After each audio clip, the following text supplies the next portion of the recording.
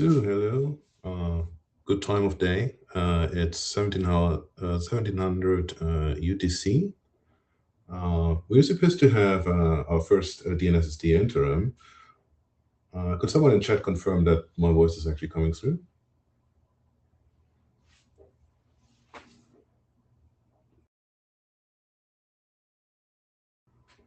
Thanks, Ray.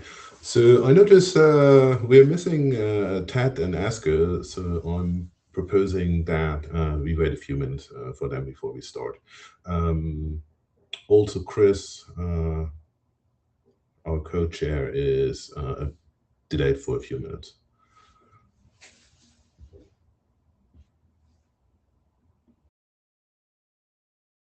But I did see that Ted and Asker were quite busy with the TSR document today, so I think they're aware.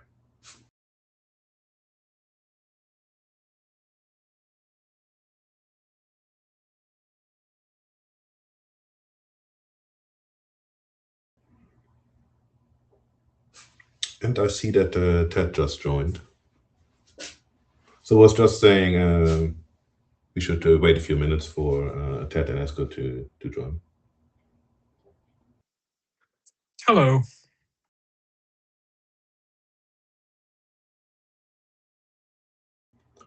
Did you hear from Asker? Is he available? Ah, there he is. Okay.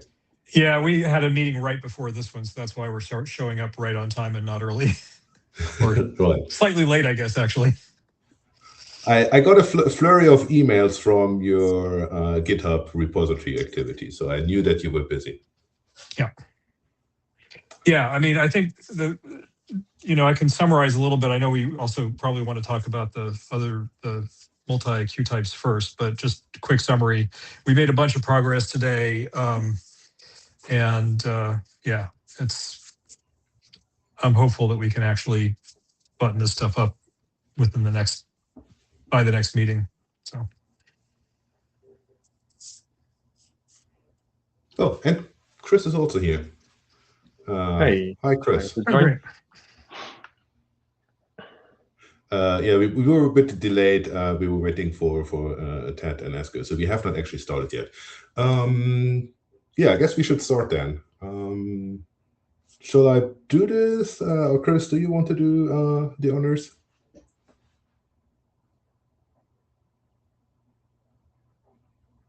I guess I will do this then. Okay, right. So, welcome to the DNSSD interim. This is an IETF meeting, so please note the note well. You should all be familiar with this.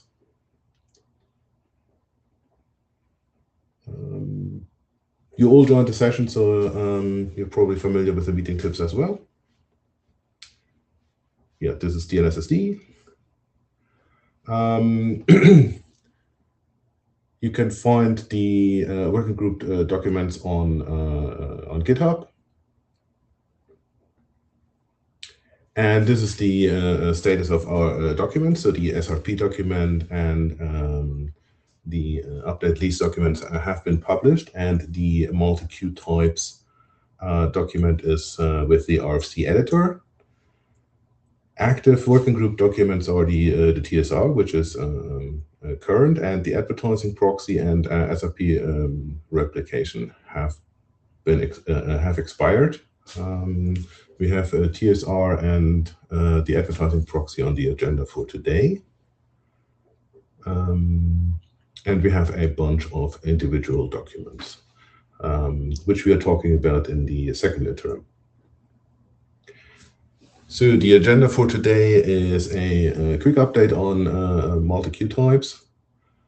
And then we can discuss the open issues in the advertising proxy and time since received.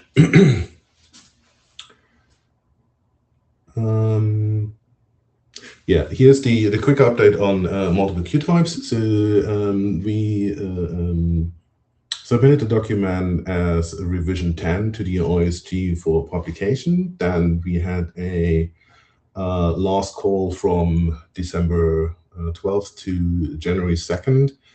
And on the 2nd of February, it proceeded to IESG review,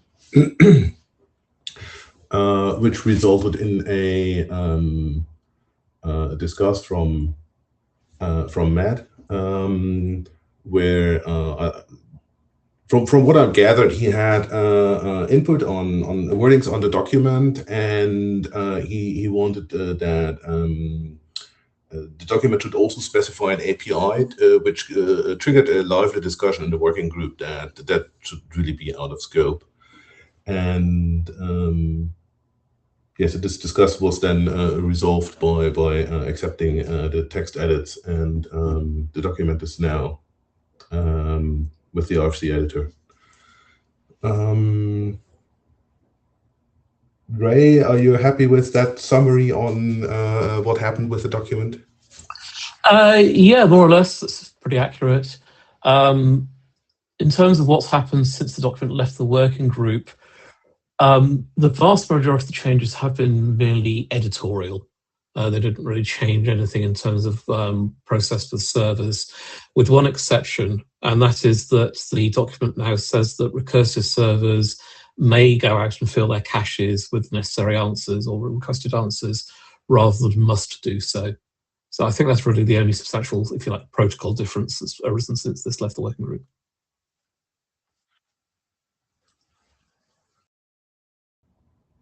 Okay, thanks. Yeah, I guess with that we can go to the next items on the agenda. So I have tested and I'm prepared to share the GitHub issue page. Ted, Esko, do you want to do it that way, or do you want to share? I'm happy if you share. So the agenda calls out to do advertising proxy first and then TSR. I noticed that you did a bunch of work on TSR. Do you want TSR pulled forward? Okay. I think the big holdup on advertising proxy was that we talked about advertising proxy got really rewritten a couple of years ago, and I needed to do an implementation of the rewrite before we actually proceeded, and that was the main holdup.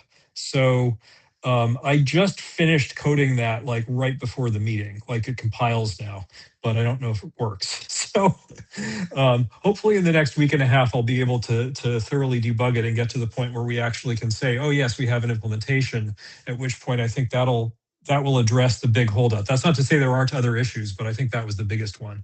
So it might be, we could talk about the other issues, but I think it would also be fine to just go to TSR now and talk about advertising proxy next week.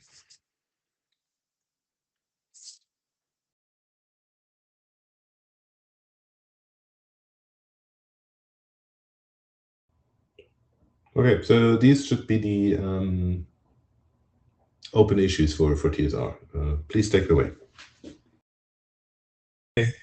So, I mean, the ASCII art thing, it turns out that there wasn't any actual diagram of the option format, and Esko very kindly started that. I made a comment on it. I'm not sure if he's updated the pull request based on the comment, but I think we're in good shape there. So I don't know if there's much to discuss unless somebody's super excited about that topic.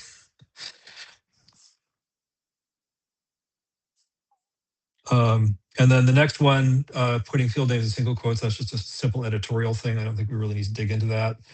The average, oh, go ahead, Esko. Yeah, maybe if you want, you can. I can assign myself to that. Then we get at least someone assigned to that. Great. I'll just did it. Okay. And for the diagram for the option, you can actually look at it, but it's in the PRs section. Yeah. Did you see my comment on that? Oh. Yeah, in the PR, probably not. No. Okay. Yeah. Basically, the issue is that you don't want to have a single like 16-byte quantity on top and then two 32-byte quantities underneath. You really have to kind of chunk it up so that it's solid on top and any open spaces on the bottom.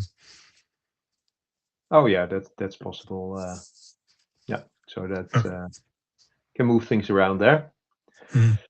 I did have one question about the name. It's now called time of registration, while in fact it's not kind of absolute time, but it's a time since Yeah. registration, So or time since received is maybe a good. What did we call the draft? The same name as the option, maybe. yeah. So actually, there's two different times, right? There's the absolute time and there's the relative time. And so the time that's sent in the option is the time since received. That is to say, it's a difference between the receipt time and now, Yes. when the option was generated. So indeed, I think time since received is the right name for that field in the option. And then time of registration is the quantity that's stored locally, because obviously we can't store relative time locally since time moves forward. Yeah, so I was just wondering, the time since received sounds like a good name for the field, but it's the same name as the option. So do we want that, or want to avoid that? That was maybe the question. I'm okay with this name. So I mean, we could also just say time offset. And that's like, Yep. Now it's not confusing, and it's pretty clear what the value of the field is. yeah, that's also good, I think. So something indicating relative, then should be fine. Yeah. Okay. Yeah, I can update that one. Okay. Yeah, I don't know. Is this is very detailed discussion? I don't know how useful this is. Some of these issues are actually like kind of more technical questions as opposed to editorial questions. So like the proxies thing, that's a technical question.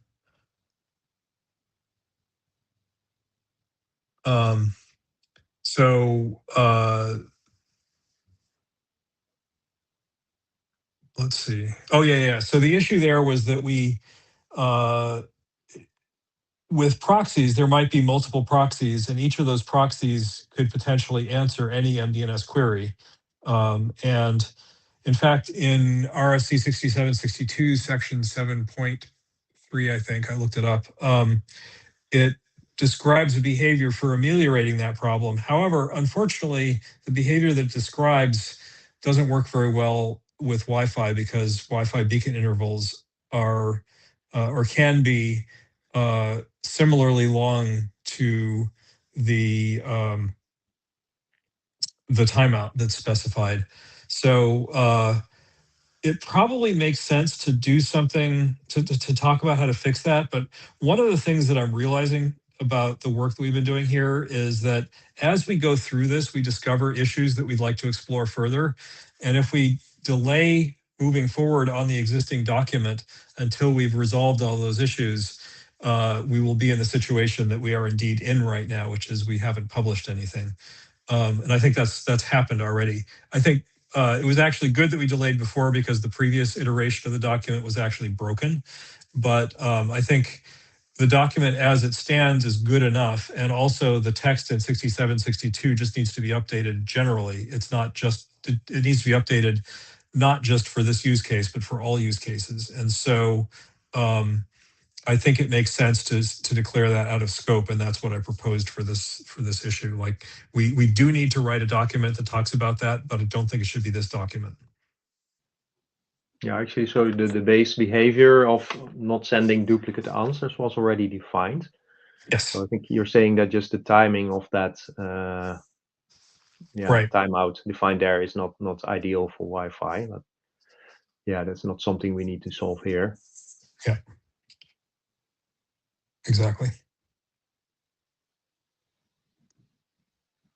It's unfortunate that Stuart isn't on the call. He's in China and is up late, which I suppose Ray and Tim might also be. And Florian, are you in China, or did you skip? The meeting is actually next week, so I'm still home. I'm traveling Friday. Yeah. Oh, okay. Yeah, Stuart went a little earlier.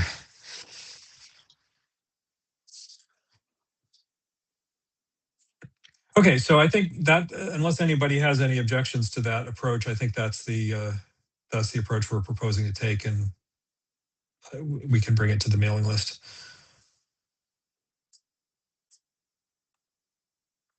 And then multiple proxies, mixed use. So here the question was, suppose you have several advertising proxies, some of them support TSR, some don't. What do you do? The answer is that doesn't work. That's not a supported configuration. You have to pick. So I think our resolution for that is that right now the advertising proxy draft actually requires support for the TSR option, and that means that this issue shouldn't actually occur with standards compliant implementations anyway. And if it occurs with a non-standard compliant implementation, we know what will happen. It's not ideal, but we can't really do anything about it.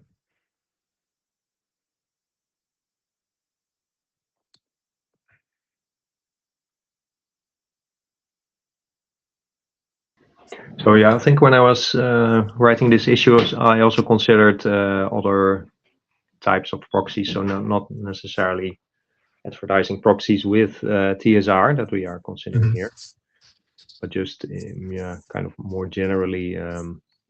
But I think you mentioned that if you get that kind of answers also, then it gets treated as a conflict. So it's kind of There's nothing we can do about that. Differently, right? Yeah. Yeah. So yeah. Then you just treat it like a conflict and don't optimize the protocol for that case, basically. Right. Yeah. I mean, I think you just literally can't solve that problem, and therefore, any attempt we make to solve that problem is just going to render compliant implementations broken. A point that you raised in another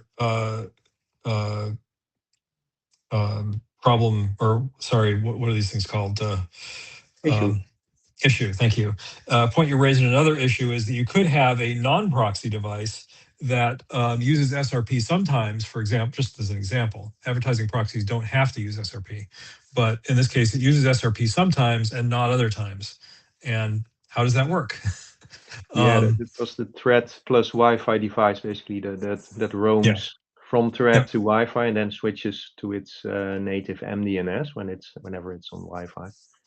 Yeah, and I think I'm pretty sure that's in the issue list, but I don't see it there.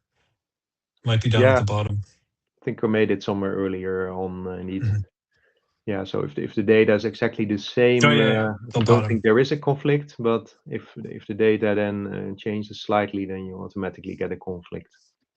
No, actually, you'll always get a conflict. Well, not a conflict. Well, actually, no, it will be a conflict. If the device does not use TSR, then when it attempts to advertise without TSR, that's going to produce a conflict. Okay, that's automatic. So, yes. All right. So it's absolutely required that it use TSR.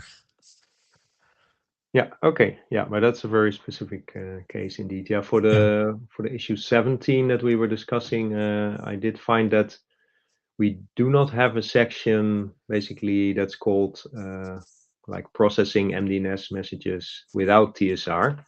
So although our proxies would not send it without TSR, you could still, in theory, receive it from another node or somebody that just fires up an MDNS node and sends conflicting information.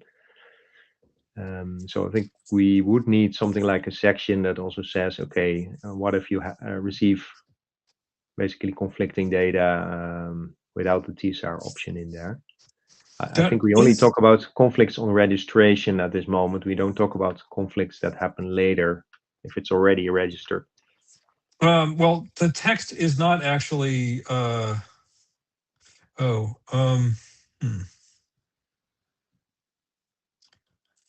So we have no. So there's maybe this is a bit confusing.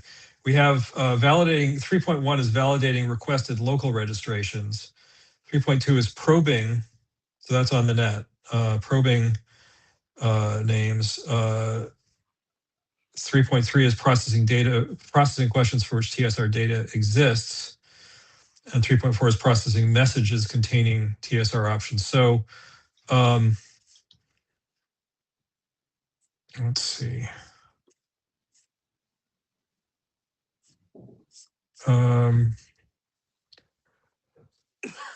So processing questions for which TSR data exists must check to see if there's corresponding data in the message. If there is, it's part of a probe, and the question is part of a probe. Oh, that text is actually wrong. We now always include TSR data. So that's an issue we should open. And that's probably why you're confused too.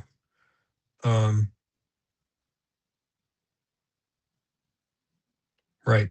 Yeah. So if we get any message, and it does talk about this, I think the reason that I didn't fix that is because it does talk about this in section 3.4.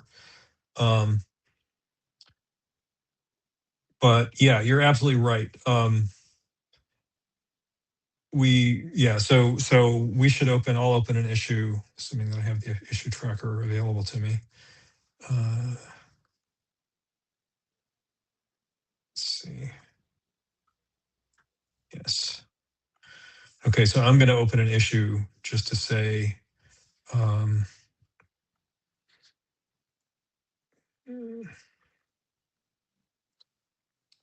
so this is section 3.3.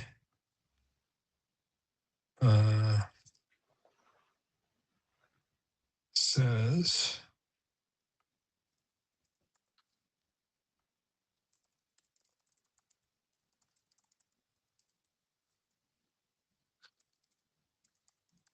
says that TSR data is only in probes, which is not true.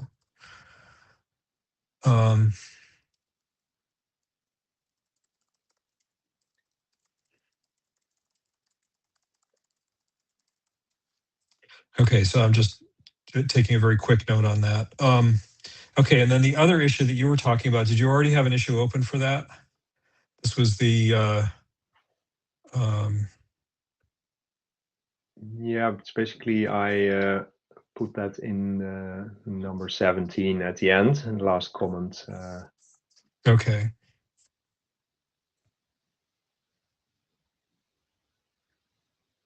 Yeah. That fits also in this issue. So it's kind of you happen to get non-TSR answers.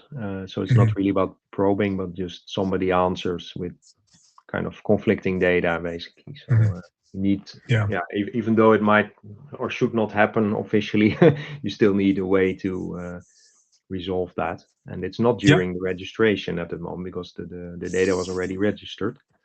Yeah, and our implementation handles that, but you're right. We need to say how to handle that in the spec also. Yeah, so a separate section seems fitting. Yeah, I because mean, we have section header for processing received messages. So questions are there, answers, or messages in general. And now it's messages without TSR can be added.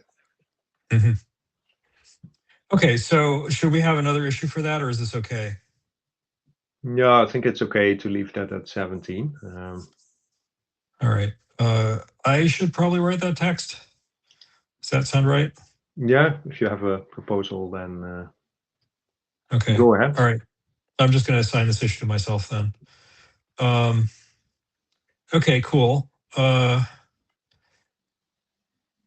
think there was a question from Tim. Question on the chat. Let's see, where's the chat? Go ahead and talk, Tim, if your mic is working.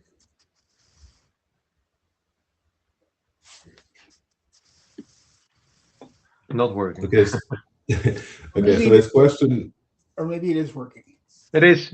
Yeah, I guess I don't. Right. Sorry, guys. It was more about the issues not marked discuss. I believe Ted's comment was not working on them, and that does make sense. But I wanted to hear what the rest of the folks thought.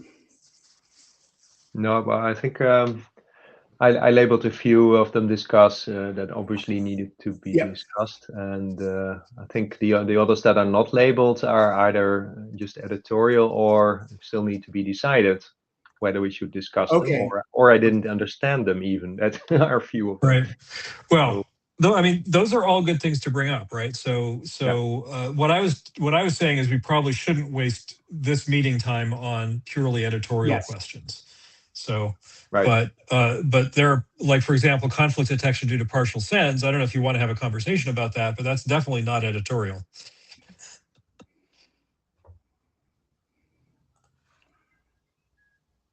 Yeah, so we can see how far we get and how much time we want to spend here on that. And maybe just mark the editorial ones editorial, so they can get skipped easier too. I can see about 2 or 3 of them. You're right. Mm-hmm. Yeah, I mean, I think we can probably handle it. We don't have we only have another 35 minutes left in our slot. I don't want to waste time, so sorry. Yeah. All right, no worries.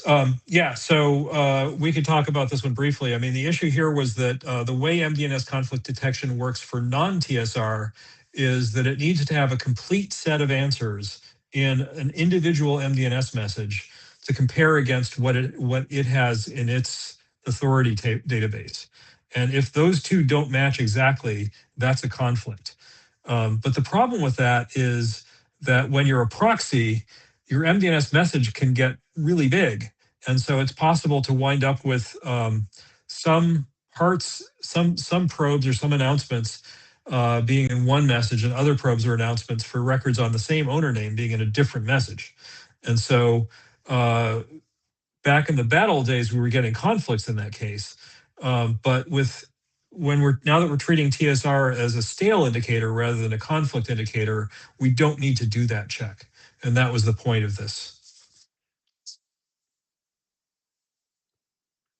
In other words, it's totally fine if the data comes in 2 separate packets. We just need to make sure that if we see a TSR that's more recent, we chuck any data that is less recent on that same owner name.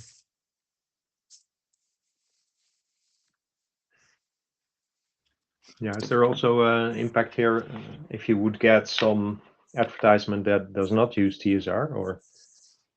Well, so again, as always, if you get an advertisement that's not using TSR, when you have authority data that has TSR, that's a conflict. That's not stale data. That's a conflict. Yep. That's always a conflict. Yeah. So then the existing conflict handling code would handle that. So in this case, before we wouldn't even check to see if the records overlap because we don't need to. Right. We see the TSR message and it's already a conflict, so we're done. Yeah. So based on a single message, you can already detect that. Right. Yeah. Right. Yeah. Okay, that makes it easier, kind of. Yeah. It does. Yeah. Yeah. Okay. Yep. Okay, so I think that's that one. Unless... Yeah, this is about clarifying this aspect, I think. Yeah. So, I mean, the question is, have we captured everything in that issue yet? Let me see. So there's some missing detail. That's what you mentioned. Yeah. Yeah. Right. So actually, my last comment here is that TSR data says whether the data is fresh or stale, not what data is in conflict. Oh, right. Yeah. Okay. So, I'm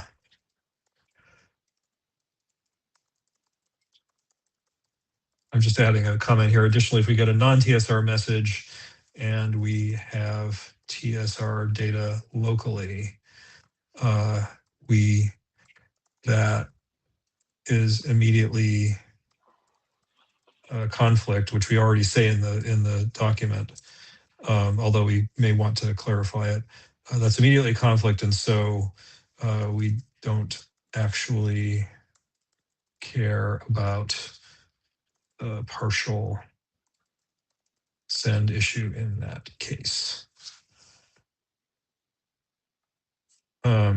Yeah, so we should, with all of these issues, we should just go through and make sure that we feel like the document is expressing it clearly enough. Because I think when I went through this issue list, I was like, wow, this is a great issue list. All of these issues are important issues, and we should just make sure the document addresses them well. And I think that when we're done with that, the document will be even higher quality than it already is, which may be a low bar. Okay, so did we talk about the I think we talked about multiple proxies mixed. We didn't talk about older data transmitted first.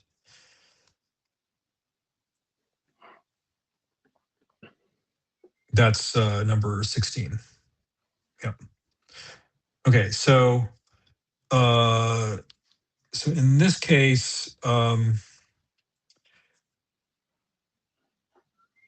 see. Right. Yeah. So I had kind of a long. Esko asked a 6-part question, and I gave him a 6-part answer.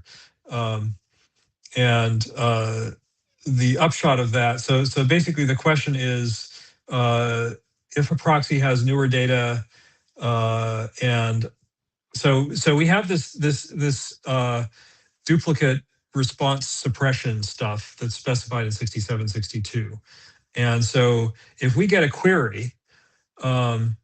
And we see a response, duplicate response detection says, oh, great, we saw a response, don't send another response.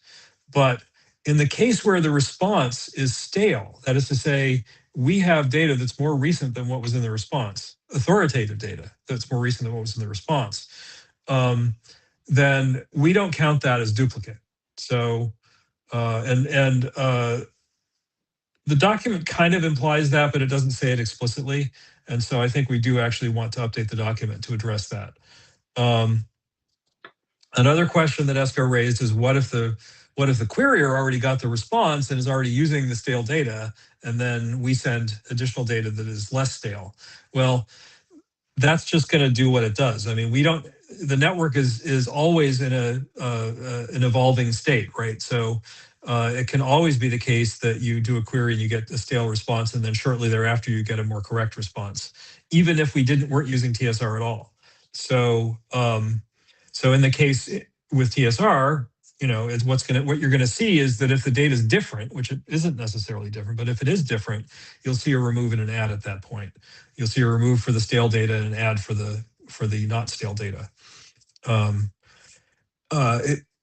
It's possible that we should specify more explicitly, because this is somewhat new territory with like advertising proxies as compared to sort of old school MDNS.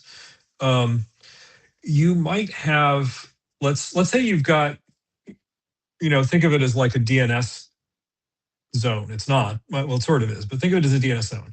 And in the DNS zone, you have like, in serial number 1, you have on owner name foo.bar, you have like 1A record and 1 quad A record and a TXT record.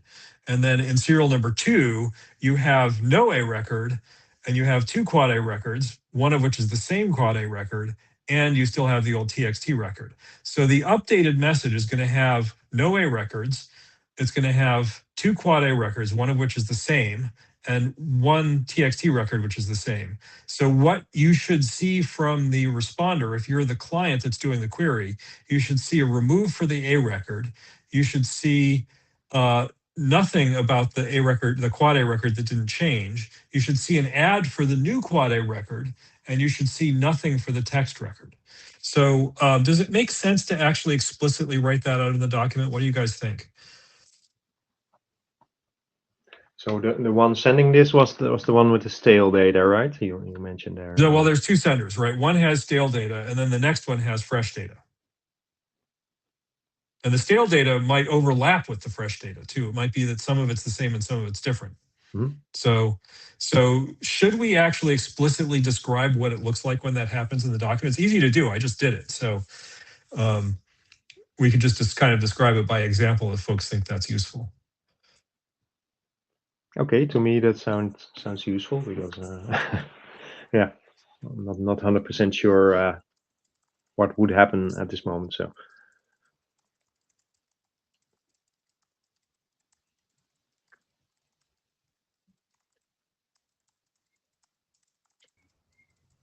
an example seems fine, Ted.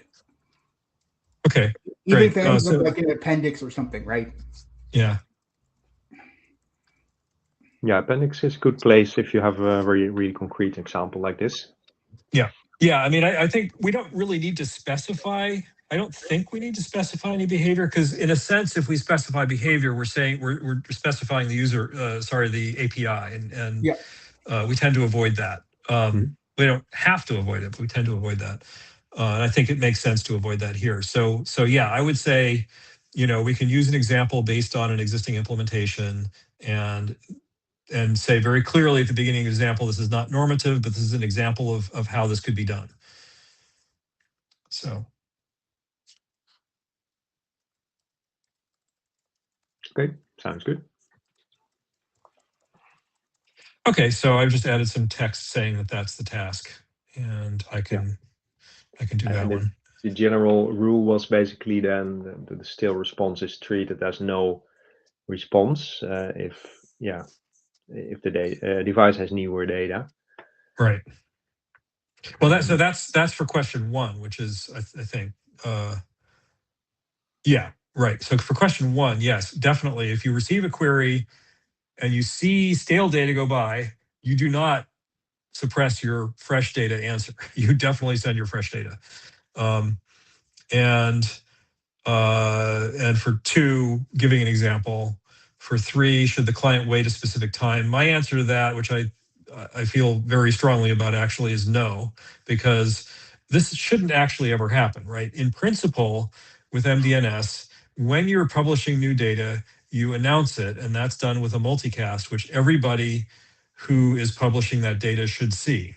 And so therefore, they should flush their stale data at that point. And so there shouldn't be an answer showing up with stale data in it. Of course, networks are not perfect. It's possible that none of the multicasts were received by one of the proxies, and it's still advertising the stale data. If that happens, okay, we deal with it, but we shouldn't add delay for that case because it really shouldn't ever happen, and the delay would happen always. So we're paying a huge penalty for, in principle, zero benefit. Yeah, that's clear. Yeah, agree. Okay. Yeah.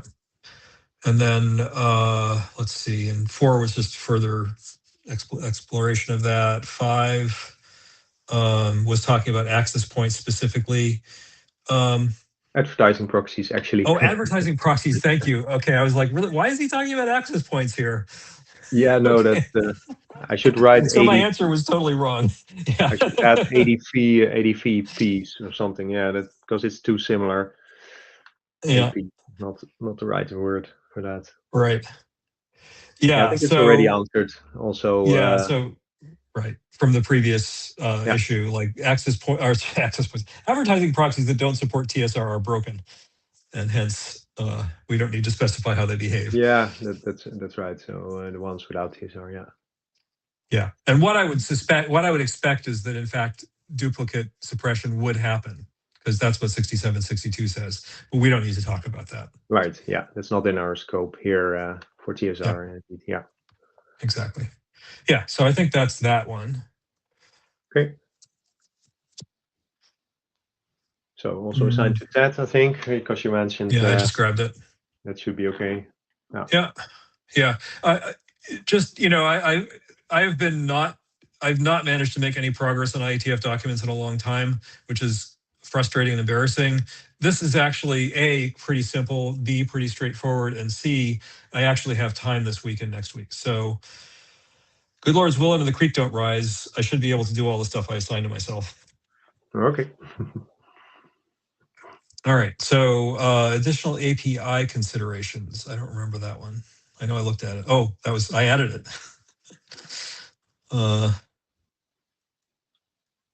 Let's see. So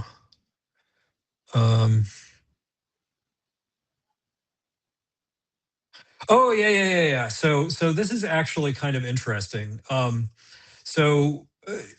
The way that advertising proxies currently work is that when they publish data in MDNS, they just publish the data in MDNS. There's no special treatment. So if you've got 5 advertising proxies, they're all going to probe, they're all going to announce, they're all going to send goodbye packets when they remove stale data. And that's actually bad, right? We don't want to send goodbye packets when stale data is removed.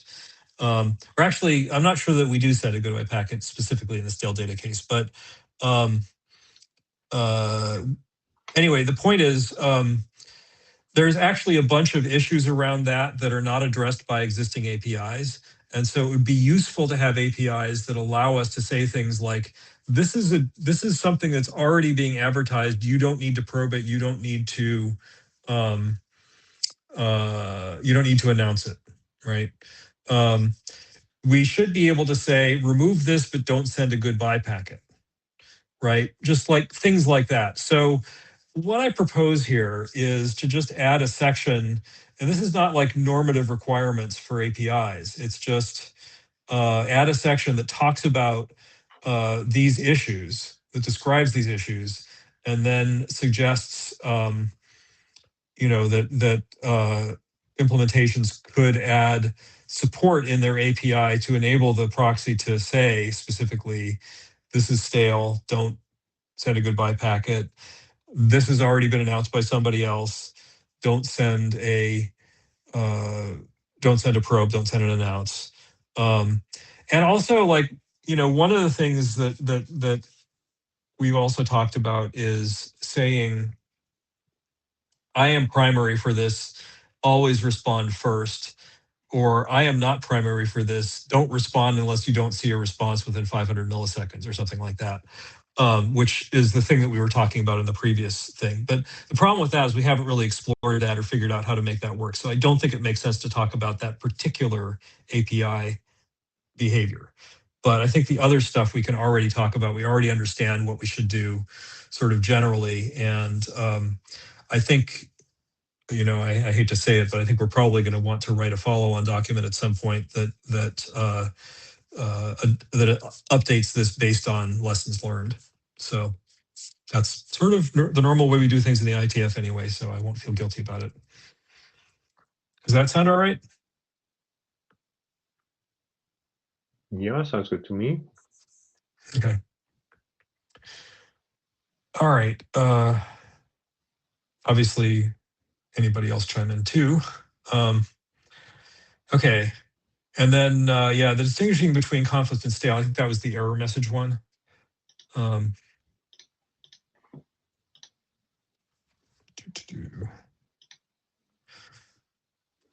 that.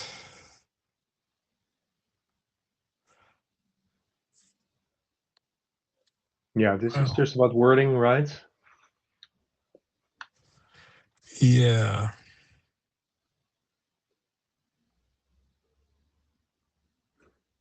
Yeah, I see, right.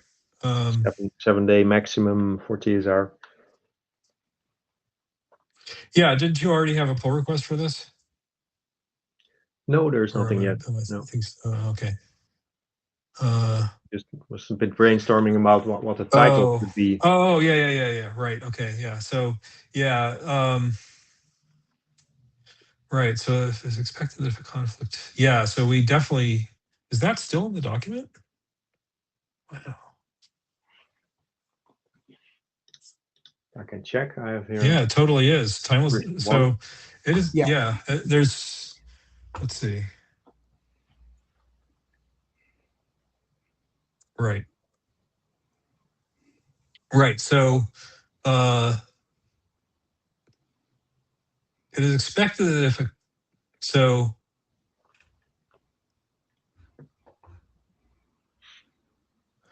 right. Yeah. So yeah, now I remember. So basically the point here is that right now, first of all, the document says conflict instead of stale, which we need to fix. Secondly, it talks about every MDNS implementation should be able to remember time intervals of at least 7 days.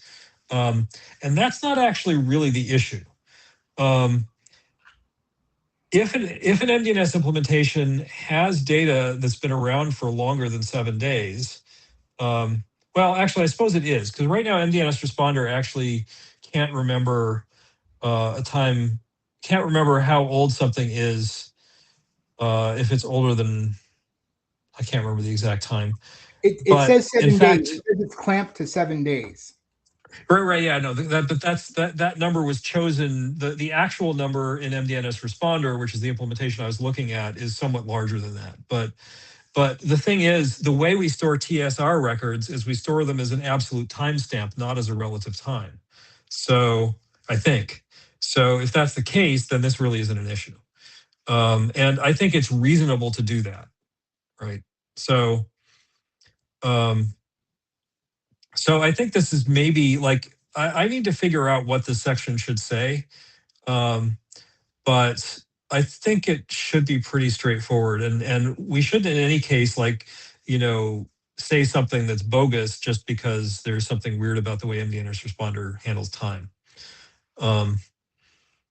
So I don't know.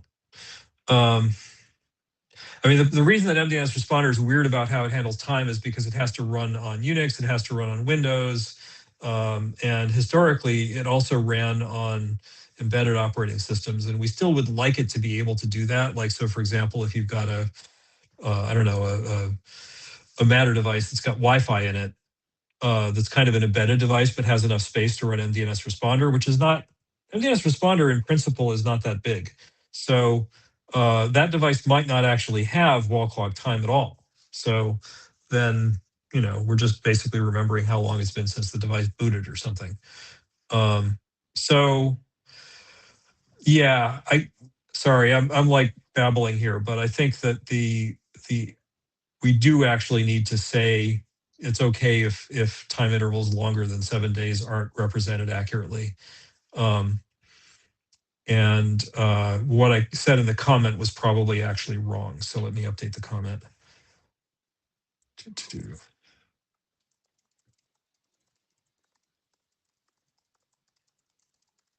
Yeah, this seems to be the main content of this section, is just to say that we cap it at 7 days. Yeah. And you mentioned that just now, the requirement for the device, that it doesn't need to accurately keep times longer than that. Yeah, if that's relevant, I don't know, but yeah, it's a little weird. I mean, also, there's the additional complexity that you've got the MDNS responder, which, in our case is actually called MDNS responder. And then you've also got the proxy, which might be a separate process, and indeed in our case is. And I think that's also true for OpenThread. And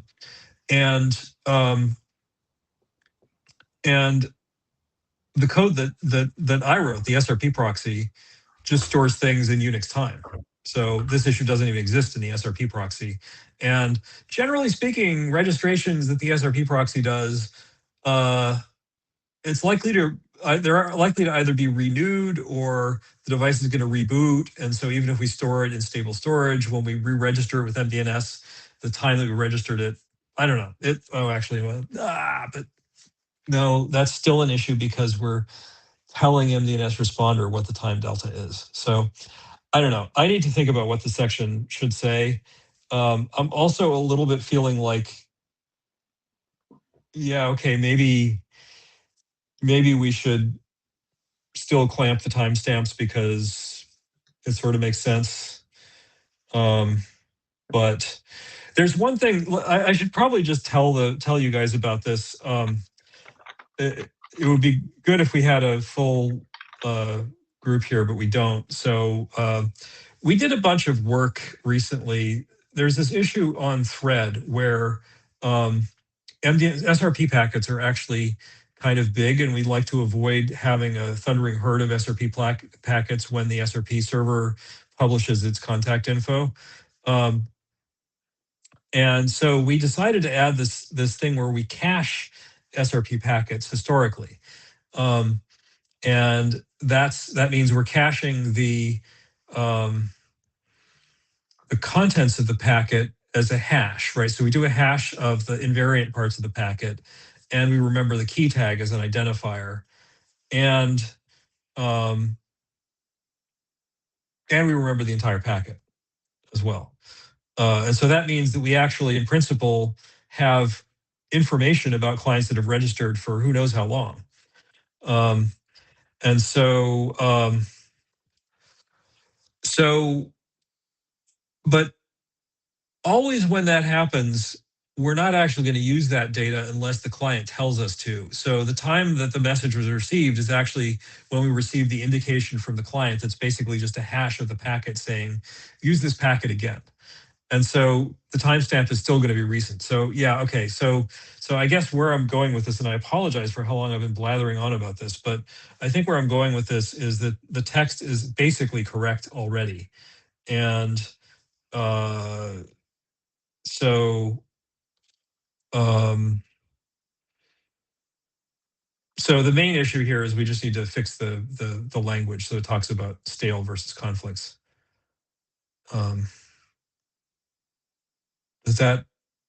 Are you guys hopelessly confused now, or did that make some sort of sense? Yeah, I'm not sure. I saw Tim Sorry. post some text which I put in the GitHub issue as well as a reference. So yeah, that's in section 4, section 3 about it's the last paragraph there. Time since received the option, right? You talk about the time of registration, how it's clamped at 7 days, but it's converted to an absolute time and stored, and then reconverted to relative time when generated, which seems kind of odd, but you must have a reason. Oh, so the reason for that is a lack of clock synchronization. And actually that's a really, sorry, did I talk over you? No, go. Possibly this is more of the echoey stuff, but anyway, yeah. So the reason that we do that is because we don't have clock synchronization. We can't assume, like, the device that's doing this might not have an accurate clock, and so by accurate clock I mean it might not know what time it is relative to 1970 at any given time. So the absolute clock time is actually, I said in another another section that it might be relative to 1970, but actually absolute clock time just means that it's not relative. There is some beginning time that represents the beginning of the era, let's say, and that could be the time of boot on a device that doesn't have that doesn't know what actual time it is, right? It doesn't really matter as long as it's absolute. And so that means that if we're storing the time, all we have to do is make sure we store it in a way that can be recovered. So if we're storing it in memory and we're not storing it in stable storage, then time since boot works fine, right? Because it's going to go away when we reboot, and so therefore we don't have to have a time that's more accurate than that. On the other hand, on a device that does know what time it is and stores these in stable storage, it probably needs to be more accurate than that. Or that is to say, it needs to be anchored to a specific epoch, like Unix time is January 1st, 1970. Yeah, I think that absolute might be a bit misleading in a way, because it can be just a relative time that says, okay, milliseconds since boot or whatever. Right. That's exactly why. So there was another issue that we raised where we talked about that, and so absolute time just means that it's a number that is relative to a particular moment in time, and the particular moment in time is invariant in this case. So the sense in which it's absolute is that the time it's relative to is invariant, whereas time since received is relative to the time that the packet was received, which is variable, right? Because you'll receive a packet now, and then you might receive another packet describing the same information that's got the same absolute timestamp, but the relative time is different because the packet was sent at a different time. So Tim, that's why we do the weird math. We can't rely on a clock, and we have to therefore essentially, whenever we send a packet, regenerate the timestamp. Yeah, maybe just a sentence to kind of clarify that and explain what absolute means is not really absolute, but absolute being relative absolute. Yep. Yeah, I think that's right. You can also call it a timestamp or local timestamp, basically. And then explain somewhere that this timestamp has a single reference point, like for example when the device booted, or it could even be the Unix time, or any other thing reference. But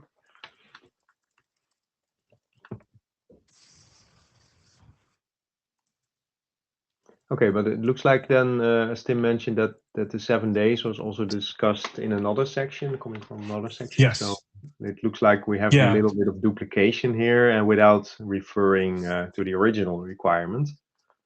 So if you want to say something, it would be good to refer back to the original section with the requirement and not duplicate that. Mhm. Yeah. Oh, we don't duplicate the must in this case, but okay. In this case, it's still good to refer back to it, I think. Yeah, we should add a section reference there. And this section here is only basically explaining that why 7 days is okay. I think not much more than that.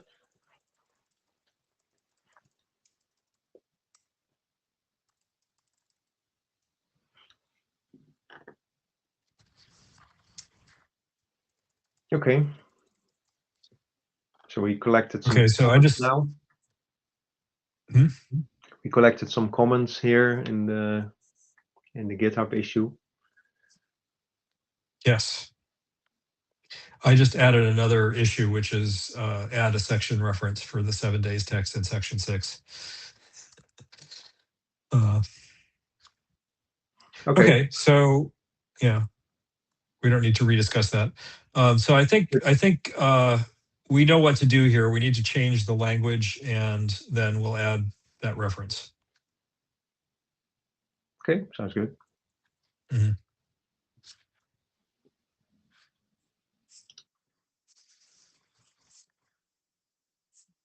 Yeah. So I think that one's clear.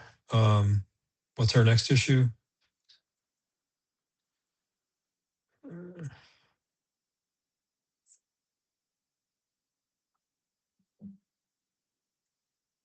Oh yeah, time of receipt rather than time of processing. It appears you don't reference time of processing anymore. It all says time of receipt in the text. Right, but the point is that could mean two different things.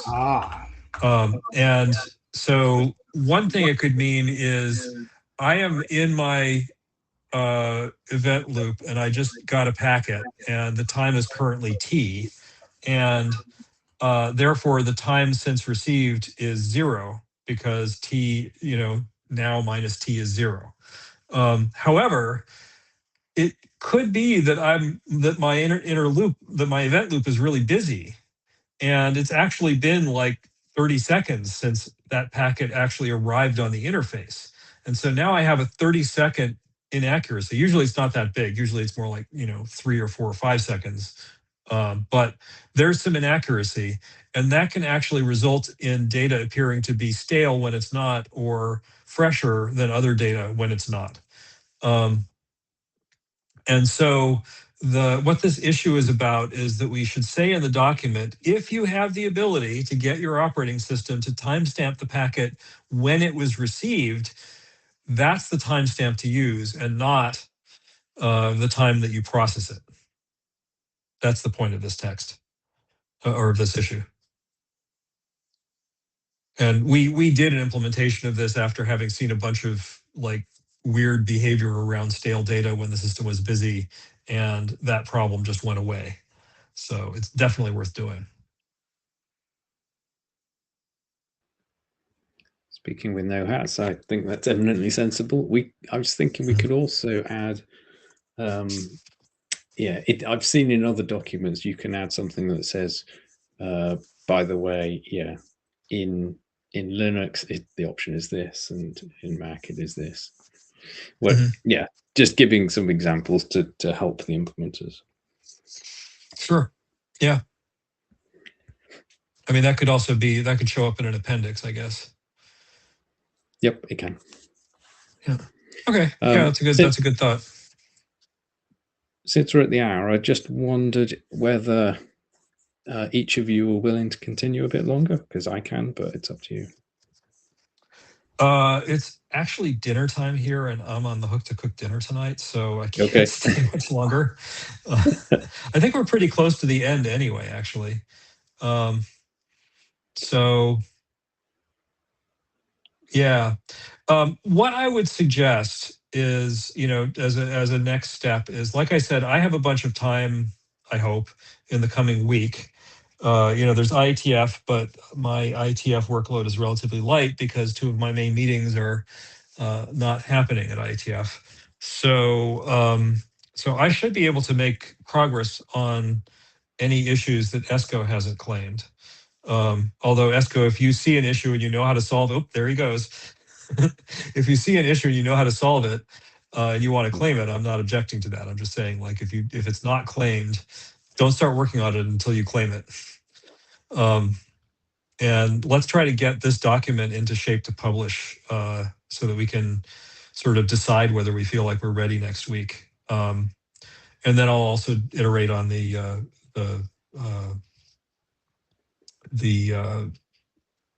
advertising proxy document itself, because we have some open issues on that. I don't know if you have any time to collaborate on that next week, Esco, but if you do, let's do that. And if not, I'll do what I can with it myself. It would be really great if we could get both of these documents to the point where we can just publish them, because we have another document that, the SNAC document relies on these documents. So we're going to have a cluster based on that. And the SNAC document itself is in a cluster. So I've been not able to make progress on the SNAC document for a while, but we really need to get that sucker out the door to resolve this cluster. So getting these 2 finished would be a huge win in service of that goal. Definitely.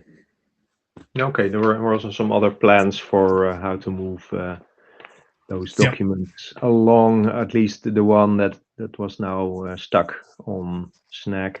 Yeah. So maybe. Yeah, I think I don't know if it was Florian who mentioned this, but there's sort of maybe we could still make it work the way we originally intended, and so I don't want to nix that right now, because I think I actually have time to make progress right now. And if you don't take advantage of times when you can make progress, you lose. And having pressure on for some other thing is fine. And we can still decide next week or the week after, oh, you know what, we should really go with plan B. So that only holds us up by a week or 2. So. Yeah, and we don't have any DNSSD meeting next week. So you mentioned Correct.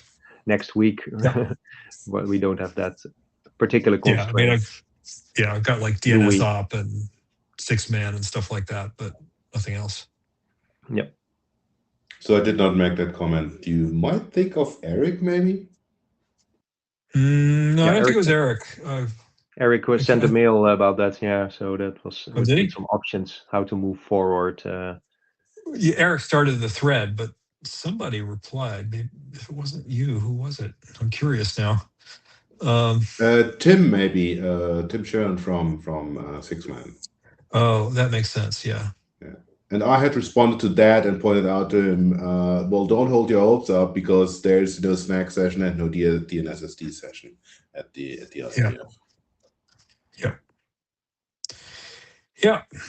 Right. I knew that you were on that thread. So, but that's okay. So I think I'm sure we'll talk about this during the 6-man meeting, and we may make a snap decision at that point, or we may decide that that it's okay to wait. So we'll see what happens. Yeah. Okay. Well.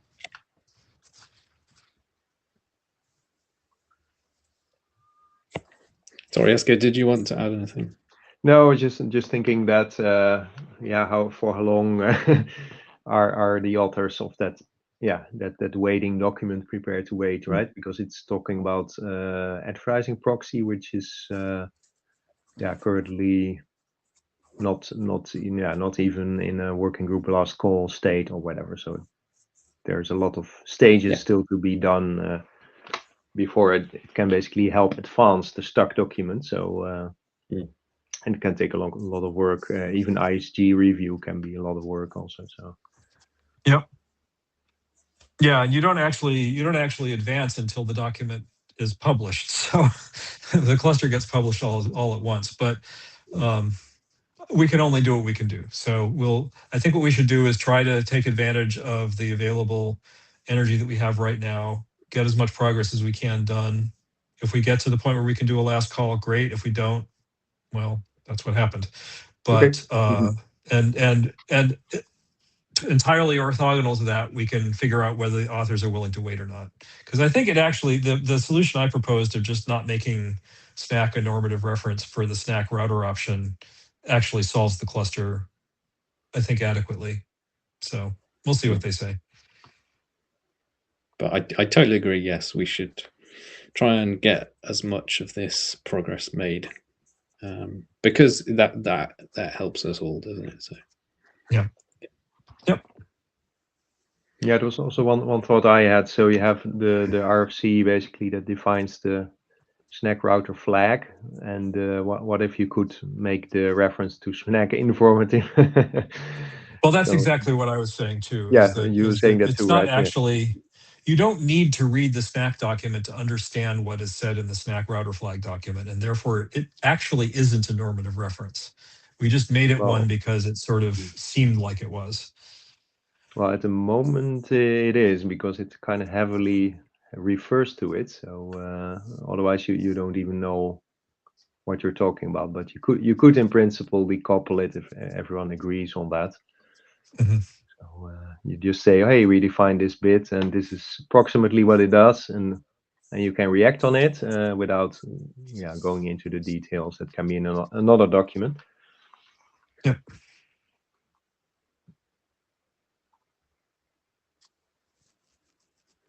Yeah, maybe that's a nice split. So one document says, okay, when can you set it to 1, and the small document just talks about well, what do non-SNAC devices do with the flag, basically.